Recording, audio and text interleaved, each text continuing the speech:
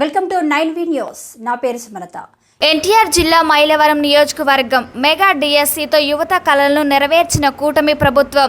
గత వైసీపీ ప్రభుత్వం డిఎస్సి అంటూ యువతను మభ్యపెట్టింది. రాజధాని అమరావతిపై కూడా వైసీపీ దృష్టాచారం చేస్తోంది. మైలవరం ఎమ్మెల్యే వసంత వెంకటకృష్ణ ప్రసాద్ గొల్లపూడి మీడియా సమావేశంలో మాట్లాడుతూ గత వైసీపీ ప్రభుత్వం డిఎస్సి అంటూ యువతను మభ్యపెట్టగా మెగా డిఎస్సితో యువత కలలను కూటమి ప్రభుత్వం నెరవేర్చిందని మైలవరం ఎమ్మెల్యే వసంత వెంకటకృష్ణ ప్రసాద్ పేర్కొన్నారు.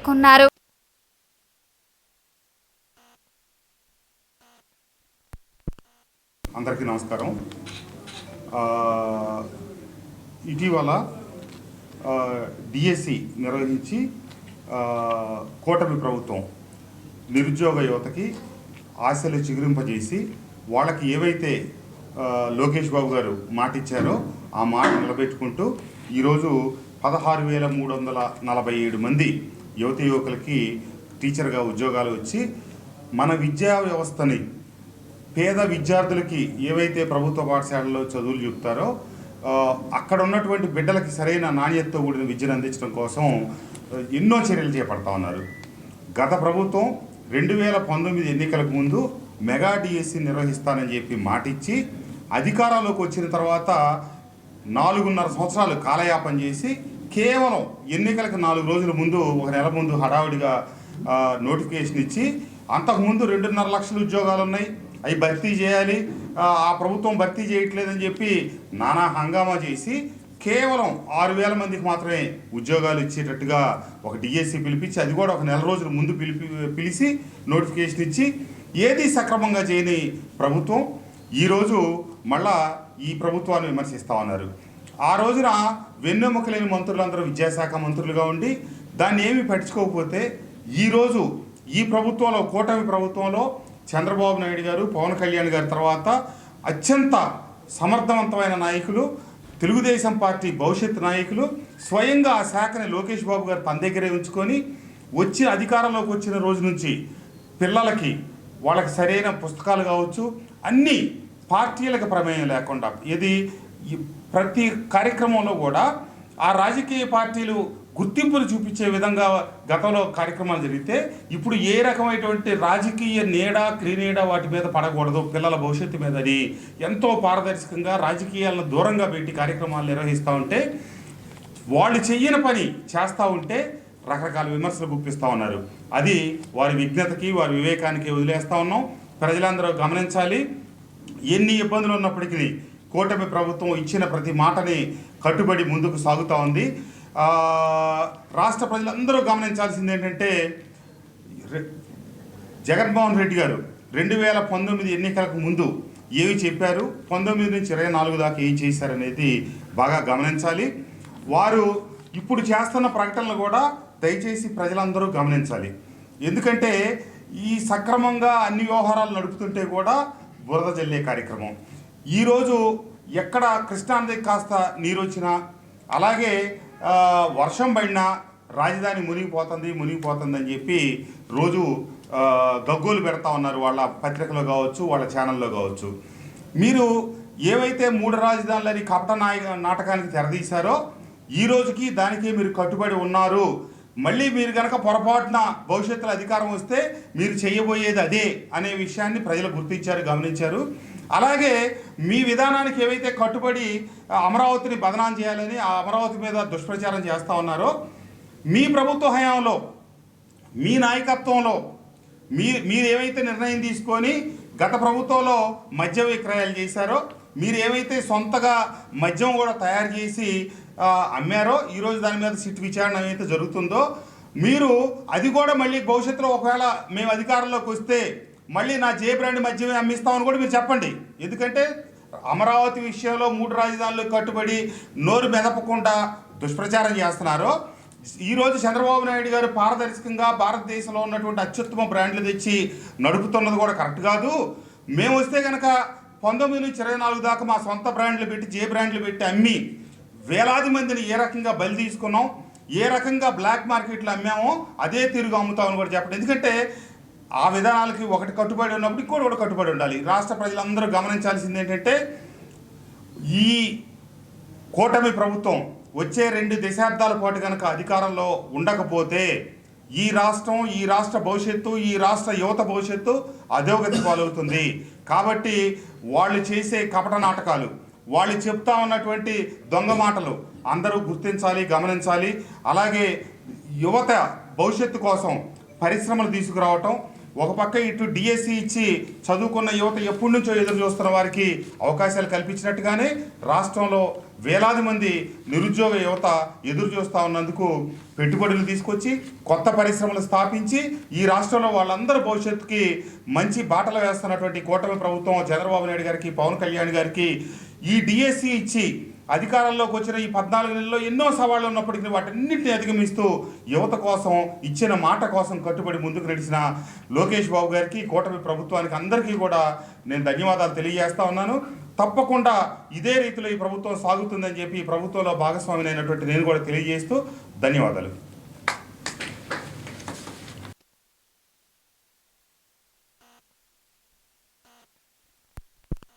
అందరికీ నమస్కారం.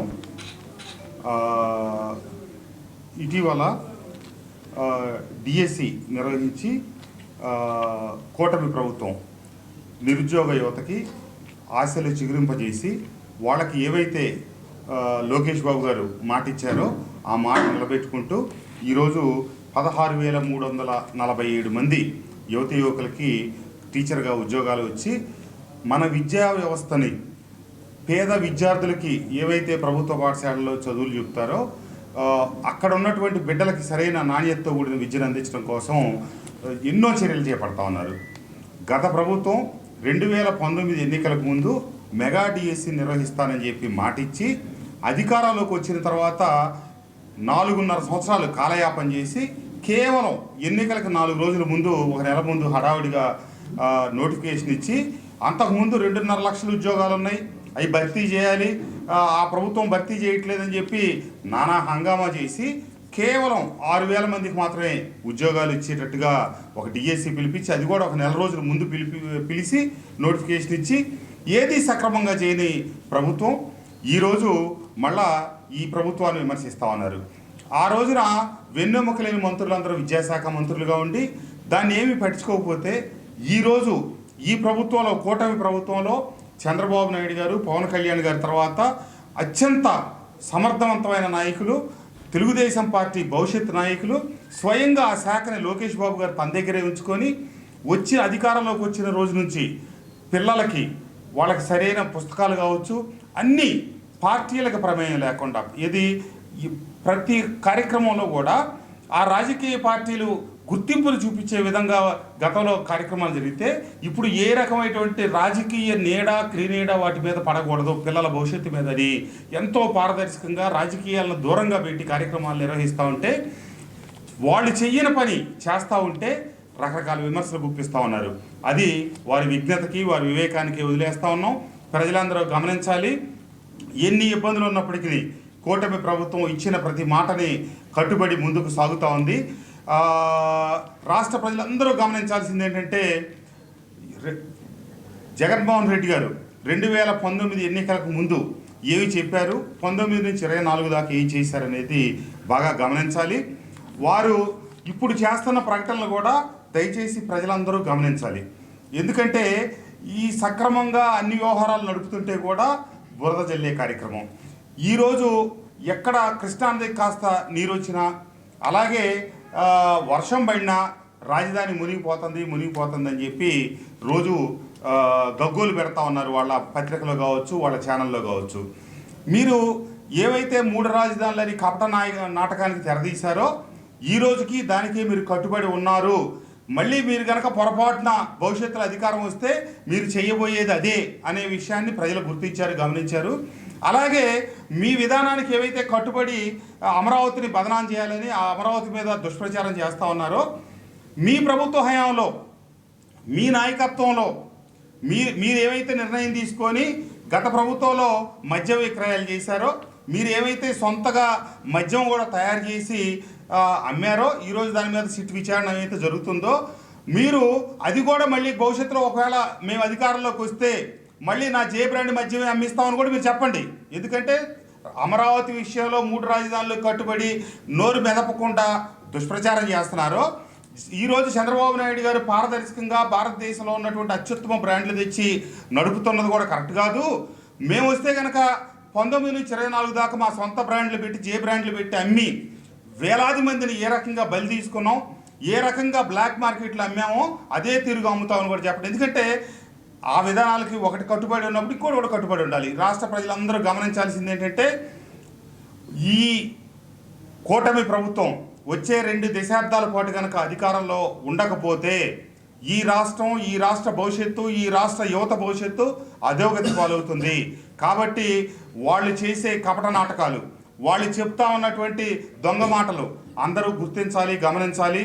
అలాగే యువత భవిష్యత్తు కోసం పరిశ్రమలు తీసుకురావటం, ఒక పక్క ఇటు డిఎస్సి ఇచ్చి చదువుకున్న యువత ఎప్పటి నుంచో ఎదురు చూస్తున్న వారికి అవకాశాలు కల్పించినట్టుగానే రాష్ట్రంలో వేలాది మంది నిరుద్యోగ యువత ఎదురు చూస్తూ ఉన్నందుకు పెట్టుబడులు తీసుకొచ్చి కొత్త పరిశ్రమలు స్థాపించి ఈ రాష్ట్రంలో వాళ్ళందరూ భవిష్యత్తుకి మంచి బాటలు వేస్తున్నటువంటి కూటమి ప్రభుత్వం చంద్రబాబు నాయుడు గారికి, పవన్ కళ్యాణ్ గారికి ఈ డిఎస్సి ఇచ్చి అధికారంలోకి వచ్చిన ఈ 14 నెలల్లో ఎన్నో సవాళ్లు ఉన్నప్పటికీ వాటన్నింటినీ అధిగమిస్తూ యువత కోసం ఇచ్చిన మాట కోసం కట్టుబడి ముందుకు నడిచిన లోకేష్ బాబు గారికి, కూటమి ప్రభుత్వానికి అందరికీ కూడా నేను ధన్యవాదాలు తెలియజేస్తా ఉన్నాను. తప్పకుండా ఇదే రీతిలో ఈ ప్రభుత్వం సాగుతుందని చెప్పి ఈ ప్రభుత్వంలో భాగస్వామిని అయినటువంటి నేను కూడా తెలియజేస్తూ ధన్యవాదాలు. ప్రింట్ మీడియా మిత్రులకు నమస్కారాలు. ఇప్పుడే మనం మైలవరం ఎమ్మెల్యే గారు వసంత కృష్ణ గారు క్లుప్తంగా చెప్పారు. అయితే మొన్న ఎన్నికల ముందు బీజేపీ, జనసేన, తెలుగుదేశం కూటమి ప్రభుత్వం సూపర్ 6 హామీలు ఇవ్వటం జరిగింది. ఆ సూపర్ 6 హామీలలో భాగంగానే ఈ డిఎస్సి. అయితే గతంలో మీరు చూశారు, చంద్రబాబు నాయుడు గారు ముఖ్యమంత్రిగా ఉన్నప్పుడు ఇప్పుడు దాకా 14 సంవత్సరాల ముఖ్యమంత్రిలో 13 సార్లు డిఎస్సిలు నిర్వహించడం జరిగింది. అదేవిధంగా 2014 నుంచి 19 దాకా అప్పుడు రాష్ట్రం ఇబ్బందుల్లో ఉన్నా కానీ 18,200 ఉద్యోగాలు భర్తీ చేయడం జరిగింది.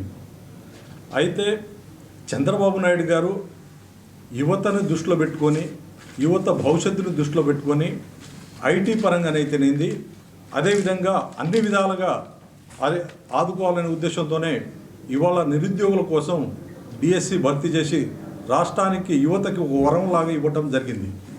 గతంలో మీరు చూశారు, 2019 నుంచి 24 దాకా జగన్మోహన్ రెడ్డి గారు ముఖ్యమంత్రి ఉండగా ఏదో డిఎస్సి నిర్వహించకపోగా మీరు యువత గంజాయి సాగు చేయండి, అదేవిధంగా మీరు విదేశాలకు వెళ్ళండి, అక్కడ అప్పులు పాల్గొండి, అదేవిధంగా రాష్ట్రానికి పరువు తీసిన వ్యక్తి జగన్మోహన్ రెడ్డి గారు.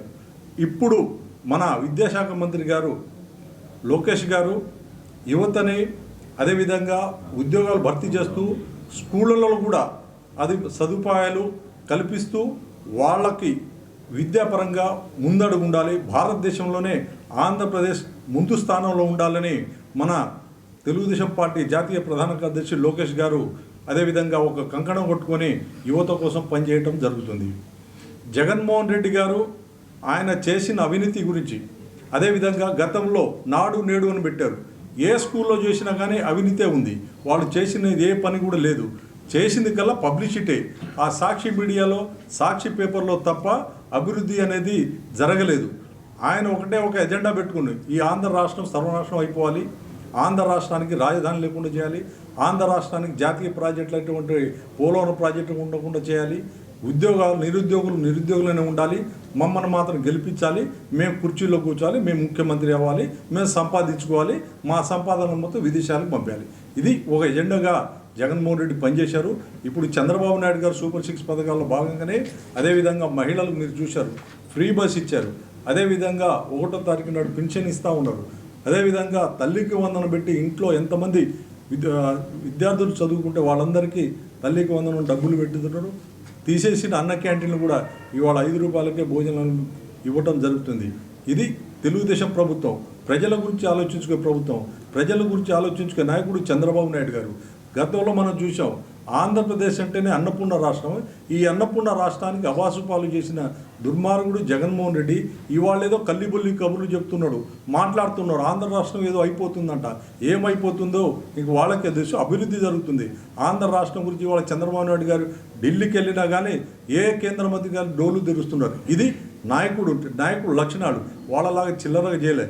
ఇవాళ పోయినసారి ఇదే టయానికి బుడమేరు మునిగిపోయినప్పుడు ఇక్కడ స్థానిక శాసనసభ్యులు వసంత కృష్ణప్రసాద్ గారు రాత్రి పోగలనక కష్టపడి నేను ఒక ఎమ్మెల్యేను కూడా మర్చిపోయి రాత్రి పనిచేశారు. ఇది తెలుగుదేశం పార్టీ వాళ్ళు చేసే పని, అభివృద్ధి కార్యక్రమాలు. కానీ వాళ్ళలాగా మన ఒక నాయకుడు మాట్లాడుతూ ఉన్నారు. రకరకాల మాట్లాడుతూ వాళ్ళ గురించి పట్టించుకోవాల్సిన అవసరం లేదు. అదేవిధంగా మీ అందరి దగ్గర సెలవు తీసుకుంటాను. ఇంకొక చిన్న విషయం, సూపర్ 6 పథకాలు అమలు చేసినట్టుగానే ఆరోగ్యశ్రీలో వర్తించకుండా వేరే రకాలు కనుక ట్రీట్మెంట్లు చేసుకుంటే వాళ్ళందరికి సంబంధించి సీఎంఆర్ఎఫ్లు కూడా పార్టీలకు అతీతంగా, కులాలకు అతీతంగా అర్హత ఉన్న అందరికి కూడా సీఎంఆర్ఎఫ్లు కూడా పంపిస్తూ ఉన్నాం. ఇప్పటి వరకు దాదాపుగా 1400 పైచీలకు సీఎంఆర్ఎఫ్లు పంపిస్తే వీటిలో 900 శాంక్షన్ వచ్చి ఇవ్వడం జరిగింది. అట్లాగే ఎల్ఓసీల రూపేణా 169, మొత్తం 1069 కుటుంబాలకి సాయం అందిస్తే దాంట్లో 8,29,00,000 ఇప్పటికీ నా కార్యాలయం ద్వారా నేరుగా అందించడం జరిగింది. మొన్న పోయిన వారం దాదాపుగా 250 చెక్కులు పంపిణీ చేసాం. నిన్న మళ్ళీ ఇంకొక 122 చెక్కులు 79,14,000 రూపాయలు మళ్ళీ ఇప్పుడు సీఎంఆర్ చెక్కులు వచ్చినాయి. అవన్నీ కూడా అన్ని మండలాలకు సంబంధించి వాళ్ళ రేపట్లో పంపిణీ చేయబోతా ఉన్నాం. ఈ ప్రభుత్వం అధికారంలోకి వచ్చిన తర్వాత ఈ 14 మాసాల్లో ఇచ్చినది 1,169 మందికి 8,29,00,000. ఈ రకంగా ఆర్థిక వ్యవస్థ ఎంత ఇబ్బందికరమైన పరిస్థితి ఉన్నప్పటికీ పేదల కోసం, ఆదుకునే దానికోసం ఈ ప్రభుత్వం అన్ని రకాలుగా ముందుంటుందని చెప్పి తెలియజేస్తాను. ధన్యవాదాలు. మీరు అందించిన ఈ ప్రైవేటు సంస్థలకు ఇచ్చి రిసార్ట్లు, హోటల్స్ ఇవన్నీ కట్టించడం ఎప్పుడు సహజమేనమ్మా. లూలు మాల్కి సంబంధించి ప్రభుత్వం ఒక ఇక్కడ సౌకర్యంగా ఉండేదానికోసం మాలు ఉద్యోగ అవకాశాలు కల్పించడం నిర్మిస్తూ ఉన్నారు. సిటీ మధ్యలో ఉన్న బస్ స్టాండ్ పక్కకి తీసుకొస్తూ ఉన్నారు. అది ప్రభుత్వ విధానపరమైన నిర్ణయంలో ఒక భాగం. దాని మీద నేను ప్రత్యేకంగా అది ఎంతవరకు సబబు కాదనేది నేను చెప్పలేను. ప్రభుత్వం తీసుకునే నిర్ణయానైనా నమ్మక ఆమోదయోగ్యమే. సార్, నాడు నేడుకు సంబంధించి కూడా ముందున్న వైసీపీ ప్రభుత్వం అయితే పాఠశాలను కానీ వాటిని అభివృద్ధి చేసింది. వాటికి సంబంధించి లోకేష్ గారు కూడా మొన్న పర్యవేక్షించారు. స్కూల్ కి సంబంధించిన వాటిని కూడా చూశారు. మీరు ఇప్పుడు కుటుంబ ప్రభుత్వం వచ్చినాక గవర్నమెంట్ స్కూల్స్ అయితే కానీ ఎలాంటి డెవలప్మెంట్ చేశారు సార్ సంవత్సరాల కాలంలో? ఇప్పుడు స్కూల్స్ రీఆర్గనైజ్ చేయటం, పిల్లలందరినీ పెట్టి హై స్కూల్స్గా వాటిని అప్గ్రేడ్ చేయటం, టీచర్స్ని, స్టాఫ్ని రిక్రూట్ చేయటం. ఇప్పుడు బిల్డింగ్లు కట్టి బలలైగానే అక్కడ పిల్లలకు చదువు రాదు కదా. అక్కడ కావాల్సింది ప్రధానంగా స్టాఫ్. డిఎస్సి నోటిఫికేషన్ ఇచ్చి ఇప్పుడు రిక్రూట్ చేస్తూ ఉన్నాం. అట్లాగే పిల్లలు లేకుండా నడుస్తున్న స్కూళ్ళన్నింటినీ కూడా రద్దు చేసి అన్నిటిని చోటకు చేర్చారు. కొంచెం దూరమైనా కూడా హై స్కూల్ స్టేటస్ ఇచ్చి పిల్లలకి నాణ్యమైన చదువు, మంచి భోజనం, వాళ్ళకి అన్ని యూనిఫాము, బుక్స్ అన్నీ సకాలంలో ఇస్తున్నామమ్మా. పూర్తి ప్రతి చిన్న అంశం కూడా లోకేష్ బాబు గారు సుదీర్ఘంగా వాటిని చర్చించి శాసనసభ్యులను కూడా భాగస్వాములు చేసి ఈ స్కూళ్ళకు సంబంధించి మెర్జ్ చేసే దానికోసం ఒకరోజు లోకేష్ బాబు గారు ఉన్నతాధికారులు అందరూ కలిపి శాసనసభ్యులందరిని పిలిచి పోయిన శాసనసభ సమావేశాలు జరిగేటప్పుడు ఎందుకు చేస్తున్నాం, ఏం చేస్తున్నామని 4 గంటల సేపు వివరణ ఇచ్చి దాన్ని సక్రమంగా అమలయ్యేటట్టుగా చర్యలు తీసుకున్నారు. గత ప్రభుత్వం నాడు నేడు కింద మేము స్కూళ్ళన్నీ బాగు చేసామన్నప్పుడు ఇప్పుడు మళ్ళీ కొత్తగా వచ్చి మళ్ళీ ఎమ్మటే చేయాల్సిన అవసరం ఉంది. ముందు స్టాఫ్ సరిలేరు, విద్యా ప్రమాణాలు సరిలేవు. లోకేష్ బాబు గారు చేస్తుంది విద్యా ప్రమాణాలు పెంపొందించడం, సరైన టీచర్స్ అందరినీ అపాయింట్ చేయటం, ఈ కార్యక్రమాలు జరుగుతూ ఉన్నాయి. ఈ దశ పూర్తయిన తర్వాత ఇంకెక్కడన్నా మౌలిక వసతులు కావాల్సి ఉంటే ప్రభుత్వం దాని మీద దృష్టి సారిస్తాం. త్రిసభ కమిటీ ఎంపికలో కూటమి పార్టీకి భాగస్వామ్యం కల్పించారు. అదేవిధంగా అధికంగా ఒకే సామాజిక వర్గానికి చైర్మన్ పదవులు ఎత్తున్నారని మీ నాయకులు మీకు అది రకరకాల ఇవి వస్తాయండి. కూటమిలో భాగస్వామ్య పార్టీలు మేము కూర్చొని చర్చించుకొని చర్చ మేరకు నిర్ణయం తీసుకున్నాం. అది తెలియకుండా జరిగిందేం కాదు. దాంట్లో మాకేం విభేదాలే లేవు. జనసేనకి 2 మాకు మార్కెట్ యార్డులు ఉంటే ఒక మార్కెట్ యార్డు మైలవరం జనసేనకి ఇచ్చాం. అట్లాగే దీంట్లో కూడా వాళ్ళకి ఇప్పుడు తెలుగుదేశం పార్టీకి ఉన్నటువంటి విస్తృతమైనటువంటి నాయకత్వ శ్రేణి, జనసేనకి ఆయా గ్రామాల్లో సభ్యత్వం ఉన్న వాళ్ళ నాయకులు ఉంటే అన్నీ దానికి కొన్ని ప్రాథమికంగా మౌలికంగా కొన్ని అంశాలు తోడవాలి వాళ్ళని ఉండాలంటే అదంతా మేము చర్చించుకొని చేసాము. మా మధ్య విభేదాలు ఏమీ లేవండి ఆ విషయంలో. సార్ డిఎస్సి సంబంధించి ఏదైతే ప్రాధాన్యత సంబంధించిన నిర్ణయం ఉందో దానికి సంబంధించి కొంతమంది ఎవరైతే మెరిట్లో ఉన్న వాళ్ళు కూడా నష్టపోతున్నారో ఆ నిర్ణయం వల్ల అని చెప్పి అంటారు. అట్లాంటి ఏమైనా చిన్న చిన్న అవతాపులు ఉంటే సిటీ సంబంధించి ఏదైతే ఫస్ట్ పరీక్షల ముందు ఏదైతే ప్రాధాన్యత ఇస్తున్నారో అదే ప్రాధాన్యత ఫైనల్ అని చెప్పి ప్రభుత్వం నిర్ణయం తీసుకున్నారు. దానివల్ల కొద్దిగా కొంతమంది మెరిట్ లిస్ట్లో ఉన్న చాలా మంది ఇబ్బంది పడుతున్నారు అనేది వాదన. ఓకే, అది లోకేష్ బాబు గారి దృష్టికి వెళ్తాయి. వెళ్ళకపోతే మీరు చెప్పిన పాయింట్ మేము కూడా తీసుకెళ్ళి ఆయన దృష్టిలో పెడతామండి. ఆర్టీసీకి ప్రయత్నాలు జరుగుతూ ఉన్నాయి. ఇప్పుడు గొల్లపూడిలో 42 ఎకరాలు దేవాదాయ భూమిని గతంలో విజయవాడ ఎగ్జిబిషన్ సొసైటీకి ఏవైతే ఆ స్థలం ఉండేదో ఆ గ్రౌండు దాన్ని బిఆర్ అంబేద్కర్ గారి విగ్రహం అక్కడ పెట్టిన తర్వాత ఎగ్జిబిషన్ నిర్వహించడానికి అక్కడ ఏ రకమైనటువంటి అవకాశాలు లేవు కాబట్టి ఎగ్జిబిషన్ని ఏ రకమైనటువంటి పెద్ద కార్యక్రమాలు జరపాలన్నా ఏ స్థలం లేకుండా పోయింది కాబట్టి విజయవాడ కూడా గొల్లపూడి కూడా విజయవాడలో దాదాపు అంతర్భాగం అయింది కాబట్టి ఇక్కడ దేవాదాయ భూమికి సంబంధించిన 42 ఎకరాల భూమిని ఎగ్జిబిషన్ సొసైటీకి అప్పగించబోతా ఉన్నాం. ఇప్పుడు గ్రౌండ్ లేనందువల్ల ఎగ్జిబిషన్స్ జరగట్లేదు. త్వరలో ఒక రకంగా వచ్చే నెల ఎగ్జిబిషన్ నిర్వహించాలనే ప్రయత్నం జరుగుతుంది. కాకపోతే సైట్ అంతా డెవలప్ చేయాలి, దానికి కొంత సమయం పడుతుంది. మరి అవుతుందా కాదనేది చూడాలి. ఆర్టీసీకి ఇక్కడ స్థలం ఇవ్వాలనే ప్రయత్నాలు జరుగుతూ ఉన్నాయి. ఇంకా పూర్తిగా అది కసరత్తు కొలికి రాలేదు.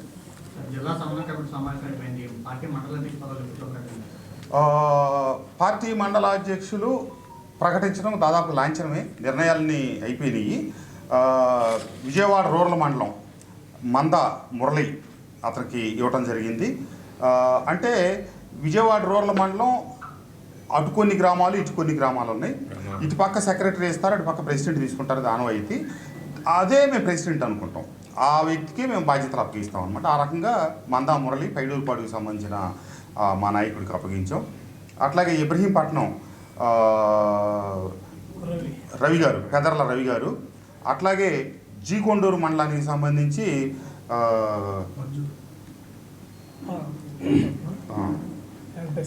వేములకొండ వెంకటేశ్వరరావు, పినపార్క సంబంధించిన అతనికి ఇస్తా ఉన్నాం. అట్లాగే మైలవరానికి సంబంధించి జొన్నుబోయిన గోపాలస్వామి, అట్లాగే రెడ్డిగూడెం మండలానికి సంబంధించి పెద్దలు వేణుగోపాల్ రెడ్డి గారు.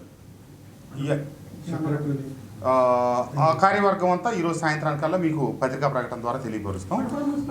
కొండపల్లి మున్సిపాలిటీ కూడా ఈరోజు సాయంత్రానికి నిర్ణయం తీసుకుని తెలియపరుస్తాం.